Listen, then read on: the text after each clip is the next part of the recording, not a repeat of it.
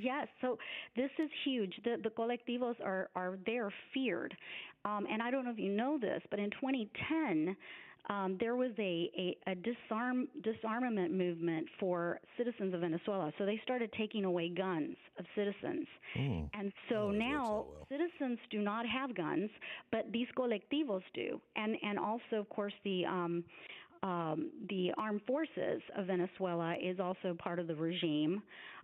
So they're the National Guard, and of course they have guns, and then these thugs have guns, but the citizens don't have anything. And so I want to make it very clear that when you see, fighting in the streets and these kids throwing Molotov cocktails and all of that, these aren't the same type of thugs that are like wreaking havoc here on the inaugural, Berkeley and all that. No, this is the exact opposite. Actually, those thugs are the thugs that have the guns in Venezuela, the left.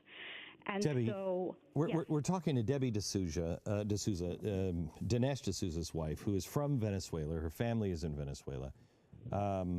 I remember I was coming back from South Africa, and I was supposed to go speak in Venezuela. I don't remember, it was like the National Theater or something, and there was a group of pastors from all over Central and South America. And Hugo Chavez said, "You're not going to speak there," and put armed military around. By the time I landed to refuel in North Africa, they said, "Don't come," the people who invited me, because he's going to put military around the theater. So I actually had to land in, I think, Jamaica, wasn't it, Pat? And we cut my message and had somebody smuggle it in on videotape into Venezuela. Now, that was 5 or 6 years ago. Yeah. I mean, we're talking now, I'm dealing with people now trying to help smuggle people out of Venezuela who are being targeted as groups. I mean, it's a dangerous place now. It is awful. My 82-year-old aunt, and I'm only saying this, I'm just throwing this out there, but she's in Miami right now.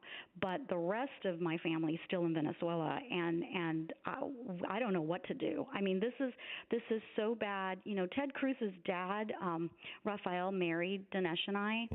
And I reached out to him in 2014 because this is when people started taking it to the streets back in 3 years ago, and he was trying to help, but of course, it was the Obama administration who was in bed with these people, and so what people don't get is Hugo Chavez hated Bush.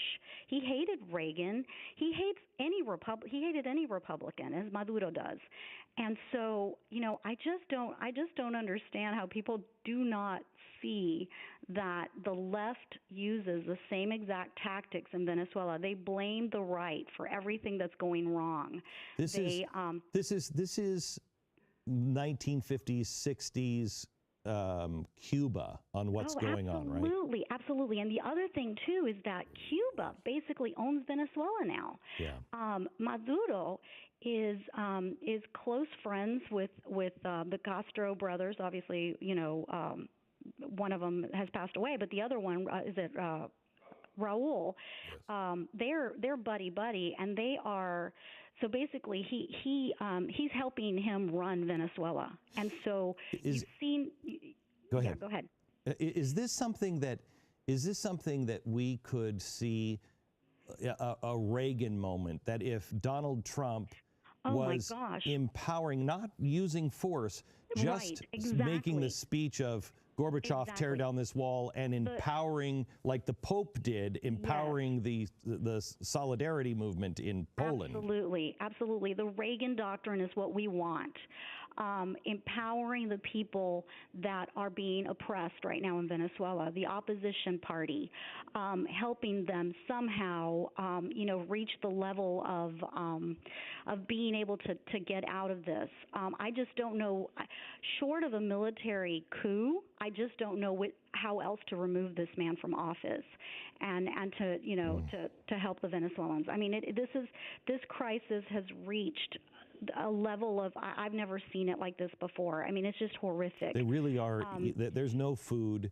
And no food, nothing. I mean, these people are, for the most part, they hoard food, and they grow their own food because they have to. My aunt was going from grocery store to grocery store just to find milk, just to find eggs.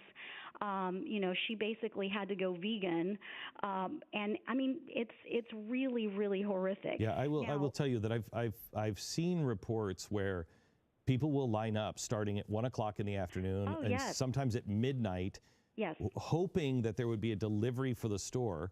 And when that door opens, whether you need it or not, it's Germany stuff. Whether you need it or not, you buy whatever is on the shelf.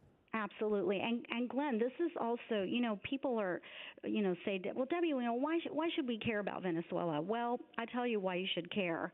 Number one, if it's destroyed, it's going to just become a hotbed for all these terrorists that are in bed with the with the regime. They already have. This is from reports from people that are in Venezuela that tell me that they see things in Farsi. There's airplanes coming from Iran that are landing, from Tehran, that are landing in the Maiquetía, Venezuela, Caracas airport daily. What are they doing? Basically, they're up to no good. And so if we create this situation where there's going to be a huge vacuum in Venezuela, no telling. Yes. Yeah. Debbie, I've got to run, but thank you so much for this update. We're going to continue to follow it, and please let us know how we can help. Thank you. You bet. Yes, just have Trump help. I mean, I don't know. We're desperate. We are desperate. Debbie, thank you so much, Glenn. Thank you, Debbie D'Souza. Following on the crisis in Venezuela. Luckily, Trump always listens to you. So I know he's calling the wrong person to help on that one, but we're glad to have her on, because people are not talking about it. And I will tell you, we are on the same road.